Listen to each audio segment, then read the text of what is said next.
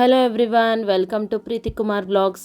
ಎಲ್ಲರಿಗೂ ಶಿವರಾತ್ರಿ ಹಬ್ಬದ ಹಾರ್ದಿಕ ಶುಭಾಶಯಗಳು. ನಾವು ಹೇಗೆ ಸೆಲೆಬ್ರೇಟ್ ಮಾಡ್ತೀವಿ ಮತ್ತು ಏನೇನು ಅಡುಗೆ ಮಾಡ್ತೀವಿ ನೋಡೋಣ ಬನ್ನಿ. ಶಿವರಾತ್ರಿ ದಿನ ಸ್ಪೆಷಲ್ ಅಂದ್ರೆ ಉಪ್ಪಿಟ್ಟು ಮತ್ತು ಸಜ್ಜಿಗೆ ಅಥವಾ ಕೇಸರಿ ಭಾತ್ ಏನಾದರೂ ಮಾಡ್ತಾರೆ. ನಾವು ಉಪ್ಪಿಟ್ಟು ಸಜ್ಜಿಗೆ ಮಾಡಿದ್ವಿ. ನಾವು ಹೇಗೆ ಉಪ್ಪಿಟ್ಟು ಮಾಡ್ತೀವಿ ಅಂತ ನಾವು ನಿಮ್ಮ ಜೊತೆ ಶೇರ್ ಮಾಡ್ಕೊಳ್ತಾ ಇದ್ದೀನಿ. ಸಾಸಿವೆ, ಜೀರಿಗೆ, ಕಡಲೆಬೇಳೆ, ಹೆಸರುಬೇಳೆ, ಹಾಗೆ ಉದ್ದಿನಬೇಳೆ, ಸಣ್ಣಗೆ ಹೆಚ್ಚಿರುವಂಥ ಈರುಳ್ಳಿ, ಕ್ಯಾಪ್ಸಿಕಮ್ಮು, ಕೊತ್ತಂಬರಿ ಸೊಪ್ಪು, ಹಸಿಮೆಣಸಿನ್ಕಾಯಿ, ಟೊಮ್ಯಾಟೊ. ನೀವು ಕರಿಬೇವನ್ನು ಸಹ ತೊಗೊಳ್ಳಿ, ನಾವಿಲ್ಲಿ ಕರಿಬೇವು ಆ್ಯಡ್ ಮಾಡ್ತಿಲ್ಲ. ಹಾಗೆ ಬದನೆಕಾಯಿ ಮತ್ತು ಆಲೂಗಡ್ಡೆನ ಸಣ್ಣದಾಗಿ ಹೆಚ್ಕೊಂಡಿದ್ದೀನಿ. ನಾನು ಆಲೂಗಡ್ಡೆ ಮತ್ತು ಬದನೆಕಾಯಿನ ನೀರಲ್ಲಿ ನೆನೆಯೋದಕ್ಕೆ ಹಾಕ್ಕೊಂಡಿದ್ದೆ. ಹಾಗೆ ಸ್ವಲ್ಪ ಮನೆಯಲ್ಲೇ ಮಾಡಿರೋಂಥ ಹಸಿ ಶುಂಠಿ ಬೆಳ್ಳುಳ್ಳಿ ಪೇಸ್ಟು, ಸಣ್ಣ ರವೆನ ನಾವಿಲ್ಲಿ ನೀಟಾಗಿ ಫ್ರೈ ಮಾಡ್ಕೊಂಡಿದ್ದೀವಿ, ಅಂದರೆ ಹುರಿದಿಟ್ಕೊಂಡಿದ್ದೀವಿ. ದುಂಡಾಗಿ ಹುರಿದಿಟ್ಕೋಬೇಕು. ಈಗ ಒಗ್ಗರಣೆಗೆ ಒಂದು ಪಾತ್ರೆಗೆ ಎಣ್ಣೆ ಹಾಕಿ ಅದಕ್ಕೆ ಮಾಮೂಲಿ ಸಾಸಿವೆ, ಜೀರಿಗೆ, ಕಡಲೆಬೇಳೆ, ಹೆಸರುಬೇಳೆ, ಉದ್ದಿನಬೇಳೆ ಇಷ್ಟನ್ನು ಹಾಕ್ಕೊಂಡು ಚೆನ್ನಾಗಿ ಫ್ರೈ ಮಾಡ್ಕೋಬೇಕು. ಅದಾದ ನಂತರ ನಾವಿಲ್ಲಿ ಈರುಳ್ಳಿಯನ್ನು ಹಾಕ್ತಾಯಿದ್ದೀವಿ. ಇದು ನಮ್ಮ ಅಮ್ಮನ ಮನೆ ಉಪ್ಪಿಟ್ಟು ಸ್ಟೈಲ್ ಮಾಡ್ತಿರೋದು.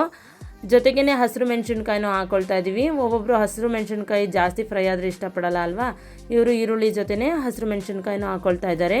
ಇದನ್ನು ಚೆನ್ನಾಗಿ ಫ್ರೈ ಮಾಡ್ಕೋಬೇಕು, ಅಂದರೆ ಈರುಳ್ಳಿ ಸ್ವಲ್ಪ ಬೇಯಬೇಕು, ಅಲ್ಲಿವರೆಗೂ ಫ್ರೈ ಮಾಡ್ಕೋಬೇಕು. ಎಣ್ಣೆನ ಉಪ್ಪಿಟ್ಟಿಗೆ ಸ್ವಲ್ಪ ಜಾಸ್ತಿ ಹಾಕ್ಕೊಂಡ್ರೆ ತುಂಬಾ ಚೆನ್ನಾಗಿರುತ್ತೆ. ಕೊತ್ತಂಬರಿ ಸೊಪ್ಪು ಹಾಗೆ ಸಣ್ಣದಾಗಿ ಹೆಚ್ಚಿರುವಂತಹ ದಪ್ಪ ಮೆಣಸಿನ್ಕಾಯಿನ ಹಾಕ್ಕೊಂಡು ಈಗ ಚೆನ್ನಾಗಿ ಫ್ರೈ ಮಾಡ್ಕೋಬೇಕು. ನಾವು ಯಾವುದೇ ತರಕಾರಿ ಹಾಕ್ಕೊಂಡು ಸಹ ಚೆನ್ನಾಗಿ ಅಲ್ಲಲ್ಲೇ ಫ್ರೈ ಮಾಡ್ಕೊಳ್ತಾನೆ ಇರಬೇಕು. ಈ ಈರುಳ್ಳಿ ಸೀದೋಗುತ್ತೆ ಅಂತ ಹೇಳಿ ನಾವು ಆಲ್ಟರ್ನೇಟಾಗಿ ಮಾಮೂಲಿ ಕೈ ಆಡ್ತಾನೆ ಇರ್ತೀವಿ. ಯಾವುದೇ ತರಕಾರಿ ಹಾಕಿದ್ರೂ ಚೆನ್ನಾಗಿ ಫ್ರೈ ಮಾಡ್ಕೋಬೇಕು. ನಮ್ಮ ಮನೇಲಿ ಉಪ್ಪಿಟ್ಟು ಅಂದರೆ ತುಂಬ ಇಷ್ಟಪಟ್ಟು ನಮ್ಮ ಅಪ್ಪನ ಫೇವ್ರೆಟ್ ಅಂತ ಮಾಡ್ತಾ ಇರ್ತೀವಿ. ಈಗ ನಾವು ಇದಕ್ಕೆ ಆಲೂಗೆಡ್ಡೆ ಮತ್ತು ಬದನೆಕಾಯಿನ ಹಾಕ್ಕೊಳ್ತಾ ಇದ್ದೀವಿ. ಬದನೆಕಾಯಿ ಮತ್ತು ಆಲೂಗೆಡ್ಡೆನ ಚೆನ್ನಾಗಿ ಫ್ರೈ ಮಾಡ್ಕೋಬೇಕು. ಆಲೂಗೆಡ್ಡೆ ಸ್ವಲ್ಪ ಬೇಯೋದು ಲೇಟ್ ಆಗುತ್ತೆ, ಅದಕ್ಕೆ ನಾವು ಈಗಲೇ ಆ್ಯಡ್ ಮಾಡ್ಕೊಳ್ತಾ ಇದ್ದೀವಿ. ಬದನೆಕಾಯಿ ಬೇಗ ಸಾಫ್ಟ್ ಆಗಿಬಿಡುತ್ತೆ. ಸ್ವಲ್ಪ ಚೆನ್ನಾಗಿ ಫ್ರೈ ಮಾಡ್ಕೊಳ್ಬೇಕು. ಈಗ ಇದಕ್ಕೆ ನಾವು ಟೊಮ್ಯಾಟೊ, ಅಂದರೆ ಸಣ್ಣಗೆ ಹೆಚ್ಚಿರುವಂಥ ಟೊಮ್ಯಾಟೊವನ್ನು ಆ್ಯಡ್ ಮಾಡ್ಕೊಳ್ತಾ ಇದ್ದೀವಿ. ತುಂಬಾ ಟೇಸ್ಟಿಯಾಗಿರುವಂತಹ ಉಪ್ಪಿಟ್ಟನ್ನ ನಾವು ರೆಡಿ ಮಾಡ್ತಾ ಇರೋದು. ಅಂದರೆ ಎಲ್ಲರೂ ಮನೇಲೂ ಸ್ವಲ್ಪ ಡಿಫ್ರೆಂಟಾಗಿ ಉಪ್ಪಿಟ್ಟನ್ನು ಮಾಡ್ತಾರೆ, ಅಂದರೆ ತರಕಾರಿಗಳು ಇಲ್ಲದೇನೂ ಮಾಡ್ತಾರೆ. ಸೊ ಇವತ್ತು ಸ್ವಲ್ಪ ಸ್ಪೆಷಲ್ಲಾಗಿ ತರಕಾರಿ ಎಲ್ಲ ಇತ್ತಲ್ಲ ಅಂತ ನಮ್ಮಮ್ಮ ಇವತ್ತು ತರಕಾರಿ ಹಾಕಿದ್ರು. ನಂತರ ಇದಕ್ಕೆ ನಾನು ಶುಂಠಿ ಬೆಳ್ಳುಳ್ಳಿ ಪೇಸ್ಟನ್ನು ಹಾಕ್ತಾಯಿದ್ದೀವಿ. ಮನೆಯಲ್ಲೇ ಮಾಡ್ಕೊಂಡಿದ್ವಿ ಶುಂಠಿ ಬೆಳ್ಳುಳ್ಳಿ ಪೇಸ್ಟು, ಸ್ಟಾಕ್ ಮಾಡಿ ಇಟ್ಕೊಂಡಿದ್ರು ಅಮ್ಮ. ಈಗ 1-2-3 ಡೇಸ್ ಆ ಥರ ಆ ಡೇಸಲ್ಲಿ ಮಾಡ್ಕೊಂಡಿದ್ದು. ನಿಮ್ಗೇನಾದ್ರು ಶುಂಠಿ ಬೆಳ್ಳುಳ್ಳಿ ಪೇಸ್ಟ್ ಹೇಗೆ ಮಾಡಬೇಕು ಅಂತ ಏನಾದರೂ ಬೇಕು ಅಂದರೆ ನೀವು ನನಗೆ ಕಮೆಂಟ್ ಮಾಡಿ. ಈಗ ಚೆನ್ನಾಗಿ ಶುಂಠಿ ಬೆಳ್ಳುಳ್ಳಿ ಪೇಸ್ಟಲ್ಲಿ ಫ್ರೈ ಮಾಡಿದ್ಮೇಲೆ ಸ್ವಲ್ಪ ಅರಿಶಿನ ಹಾಕ್ಕೊಂಡ್ರು, ಸ್ವಲ್ಪ ಉಪ್ಪನ್ನು ಹಾಕ್ಕೊಂಡ್ರು. ಇದನ್ನು ಸಹ ಚೆನ್ನಾಗಿ ಮಿಕ್ಸ್ ಮಾಡ್ಕೊಳ್ತಾ ಇದ್ದಾರೆ. ನೋಡಿ ಎಣ್ಣೆ ಎಲ್ಲ ಚೆನ್ನಾಗಿ ಬಿಡ್ತಿದೆ ಅಲ್ವಾ, ಹಾಗೆ ಚೆನ್ನಾಗಿ ಫ್ರೈ ಮಾಡ್ಕೋಬೇಕು. ಆಗ ತರಕಾರಿ ಬೆಂದಿದೆ ಅಂತ. ಅಂದರೆ ತುಂಬ ಜಾಸ್ತಿ ಬೇಯಿಸಬಾರ್ದು, ಒಂದು ಹಾಫ್ ಆದರೆ ಬೆಂದರೆ ಸಾಕು. ಎಲ್ಲ ತರಕಾರಿನೂ ಹಾಫ್ ಬೇಯಿಸಿ ತಿಂದರೆ ಚೆನ್ನಾಗಿರುತ್ತೆ. ಜಾಸ್ತಿ ಕುಕ್ ಆಗೋದ್ರಿಂದ ಅಂಥ ಟೇಸ್ಟ್ ಇರೋಲ್ಲ, ಥರ ಕಲಸೋಗಿರೋ ಥರ ಆಗುತ್ತಲ್ವ. ಸೊ ಇಷ್ಟು ಬೆಂದಿದೆ. ಈಗ ಇದಕ್ಕೆ ನಾವು ಎಷ್ಟು ಬೇಕೋ ಅಷ್ಟು, ಅಂದರೆ ನಾವು ಎಷ್ಟು ಲೋಟ ರವೆ ತೊಗೊಳ್ತೀವೋ ಆ ಕ್ವಾಂಟಿಟಿ ಮೇಲೆ ನಾವಿಲ್ಲಿ ನೀರನ್ನು ಹಾಕ್ಕೊಳ್ಬೇಕು. ನಮ್ಮಮ್ಮ ಕಣ್ಣಳತೆಯಲ್ಲಿ ಒಂದು ಚೊಂಬಲ್ಲಿ ನೀರನ್ನು ಹಾಕ್ಕೊಂಡ್ರು. ಅಂದರೆ ನಾವೆಲ್ಲ ಏನು ಮಾಡ್ತೀವಿ ಅಂದರೆ ಗ್ಲಾಸಲ್ಲಿ ಮೆಜರ್ಮೆಂಟ್ ಮಾಡ್ಕೊಳ್ತೀವಿ, ಅಂದರೆ ನಮಗೆ ಕಣ್ಣಳತೆ ಬರದೇ ಇರೋ ಕಾರಣ.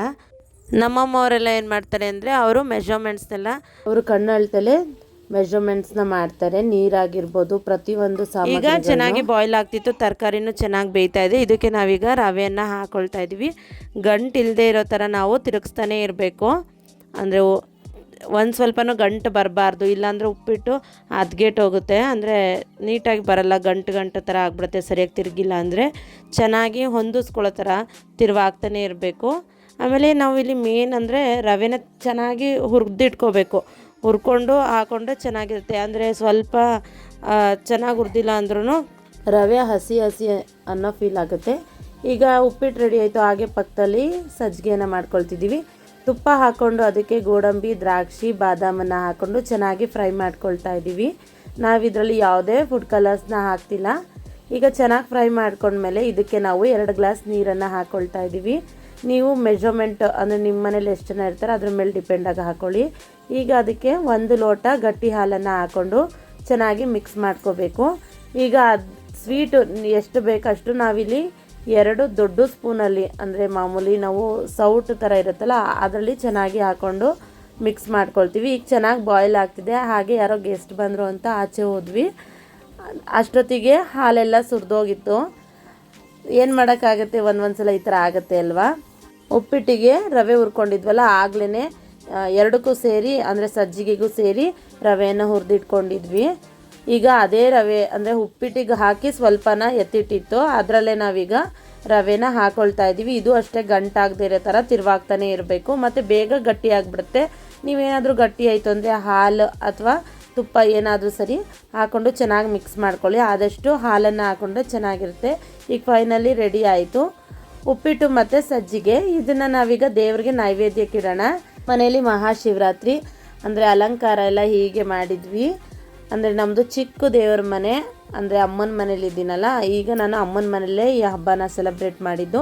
ತುಂಬಾ ಸಿಂಪಲ್ಲಾಗಿ ರೆಡಿ ಮಾಡಿದ್ವಿ. ನಮ್ಮ ತಾತ ಎಲ್ಲ ತುಂಬ ಗ್ರ್ಯಾಂಡಾಗಿ ಮಾಡ್ತಿದ್ರು ಅವರಿದ್ದಾಗ. ಅಂದರೆ ದೇವ್ರಿಗೆ ಒಂದು 4-5 ವೆರೈಟೀಸ್ ದೇವ್ರ ಪ್ರಸಾದ, ಮತ್ತು ಅವರು ಮಠಗಳಿಗೆಲ್ಲ ಹೋಗಿ ರಾತ್ರಿ ಎಲ್ಲ ಭಜನೆ ಕಾರ್ಯಕ್ರಮಗಳು ಪ್ರತಿಯೊಂದನ್ನು ಮಾಡ್ತಿದ್ರು. ಅವರು ತುಂಬಾ ಜೋರಾಗಿ ಸೆಲೆಬ್ರೇಟ್ ಮಾಡ್ತಾಯಿದ್ರು. ನಾವು ಪುಟ್ಟದಾಗಿ ಮಾಡ್ತಾಯಿದ್ವಿ. ತುಂಬ ಜನ ಏನು ಮಾಡ್ತಾರೆ ಅಂದರೆ ದೇವಸ್ಥಾನಗಳಿಗೆ ಅಂದರೆ ತಂಬಿಟ್ಟನ್ನೆಲ್ಲ ಮಾಡ್ಕೊಂಡೋಗಿ ಆರತಿ ಎಲ್ಲ ಕೊಡೋ ಥರ ಎಲ್ಲ ಮಾಡ್ತಾರಂತೆ. ನನಗೂ ಸರಿಯಾಗಿ ಗೊತ್ತಿರಲಿಲ್ಲ ತಂಬಿಟ್ಟೆಲ್ಲ ಮಾಡ್ತಾರೆ ಅಂತ ಮಹಾಶಿವರಾತ್ರಿಲಿ. ಸೊ ಈಗಷ್ಟೇ ಫ್ರೆಂಡ್ ಹೇಳ್ತಿದ್ರು, ನಾವು ತಂಬಿಟ್ಟನ್ನೆಲ್ಲ ಕೊಡ್ತೀವಿ ದೇವಸ್ಥಾನಕ್ಕೆಲ್ಲ ತೊಗೊಂಡೋಗ್ತೀವಿ ಅಂತ. ನಾವು ಯಾವತ್ತೂ ಸೆಲೆಬ್ರೇಟ್ ಮಾಡಿರಲಿಲ್ಲ. ಸೊ ಇದೇ ಫಸ್ಟ್ ಟೈಮು. ಹಾಗೆ ಎಲ್ಲ ದೇವ್ರ ಪೂಜೆ ಎಲ್ಲ ಮುಗಿಸ್ಕೊಂಡು ಮನೇಲಿ ಎಲ್ಲರೂ ತಿಂಡಿ ತಿಂತಾಯಿದ್ವಿ. ಹಾಗೆ ನಮ್ಮ ಅಣ್ಣನ ಫ್ರೆಂಡ್ ಬಂದಿದ್ದರು, ಅವರು ಸಹ ಮಾತಾಡಿಕೊಂಡು ಕೂತಿದ್ರು. ಹಾಗೆ ತಿಂಡಿ ಮಾಡಿ ಅಂತ ಹೇಳಿದ್ವಿ, ತಿಂಡಿ ಮಾಡ್ತಾಯಿದ್ರು. ಇನ್ನು ಮುದ್ದು ಇವತ್ತು ಸ್ಕೂಲು ರಜೆ ಇದೆ ಅಂತ ಹೇಳಿ ಮಲಗಿದ್ಲು. ಬಾಲಾಜಿ ಎಬ್ಬಿಸ್ತಾ ಇದ್ದ ಎದ್ದೇಳು ಅಂತೇಳಿ. ಹಾಗೆ ನಾನು ಸ್ವಲ್ಪ ಪ್ಯಾಕಿಂಗ್ ಮಾಡ್ತಾಯಿದ್ದೆ ಬಟ್ಟೆಗಳನ್ನೆಲ್ಲ. ಇನ್ನೇನು ಚೌಟ್ರಿಗೆ ಇನ್ನು 2-3 ದಿನದಲ್ಲಿ ಹೋಗಲೇಬೇಕಲ್ವ. ಅಣ್ಣನ ಮದುವೆನೂ ಹತ್ರ ಬಂತು. ಎಲ್ಲ ಬ್ಯಾಗೆಲ್ಲ ಪ್ಯಾಕ್ ಮಾಡ್ಕೊಳ್ಳೋಣ ಅಂತ ಒಂದಷ್ಟು ಬಟ್ಟೆಗಳು ಬಾಲಾಜಿದು ಮುದ್ದುದೆಲ್ಲ ಒಂದು ಕಡೆ ಇಟ್ಟು, ನಂದು ಮತ್ತು ಕುಮಾರ್ ಅವ್ರದ್ದೆಲ್ಲ ಒಂದು ಟ್ರಾಲಿಗೆ ಇಟ್ಕೊಳ್ಳೋಣ. ಹಾಗೆ ನಮ್ಮಮ್ಮ ಎಲ್ಲ ಸೆಪ್ರೇಟ್ ಮಾಡಿಬಿಡು, ಇನ್ನೂ ಹರಡ್ಕೊಳ್ಳುತ್ತೆ, ಅವತ್ತಿಗೆ ಸ್ವಲ್ಪ ಕಷ್ಟ ಆಗುತ್ತಲ್ವ ಅಂತ ಹೇಳಿದ್ರು. ಅವ್ರಿಗೂ ಸ್ವಲ್ಪ ಬೇರೆ ಕೆಲಸಗಳಿತ್ತು, ಅದರಿಂದ ನಾನು ಬ್ಯಾಗ್ ಪ್ಯಾಕಿಂಗ್ ಎಲ್ಲ ನಾನು ಇಟ್ಕೊಂಡೆ. ನಮ್ಮಮ್ಮನ ಬಟ್ಟೆಗಳನ್ನೆಲ್ಲ ಅವರೇ ಜೋಡಿಸಿಟ್ಕೊಳ್ತೀನಿ ಅಂತ ಹೇಳಿದ್ರು.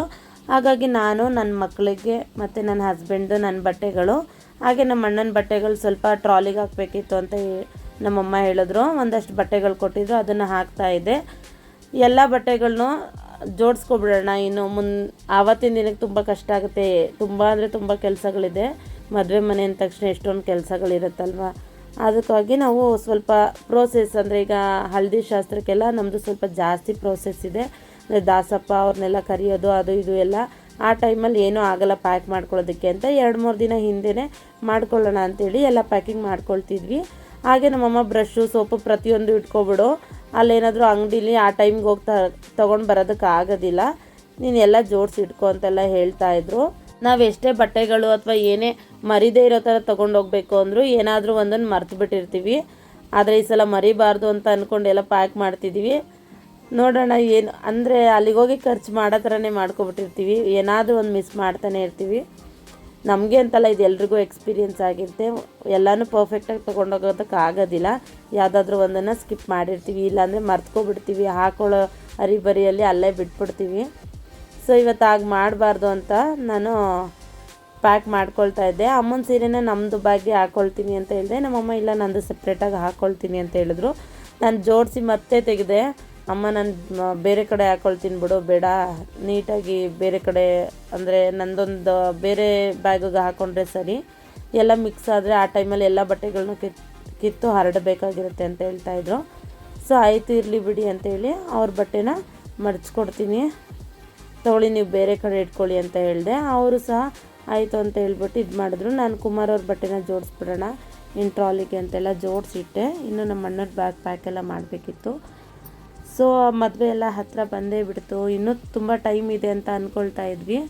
ಅಷ್ಟೊತ್ತಿಗೆ ಇನ್ನು ಕೌಂಟಿಂಗ್ ಅಂದರೆ 3 ದಿನ ಇದೆ ಅಷ್ಟೇ. ನಂದು ರಿಸೆಪ್ಷನ್ ಬಟ್ಟೆಗೆ ದೊಡ್ಡದು ಅಂದರೆ ಗೌನೆಲ್ಲ ತೊಗೊಂಡಿದ್ನಲ್ಲ, ಸೊ ಅದನ್ನು ನಾನು ಜೋಡಿಸೋದಕ್ಕೆ ಯಾವ ಬ್ಯಾಗು ತುಂಬೋದಕ್ಕಾಗಲ್ಲ, ಆ ದೊಡ್ಡ ಬ್ಯಾಗ್ನ ತೊಗೋಬೇಕು.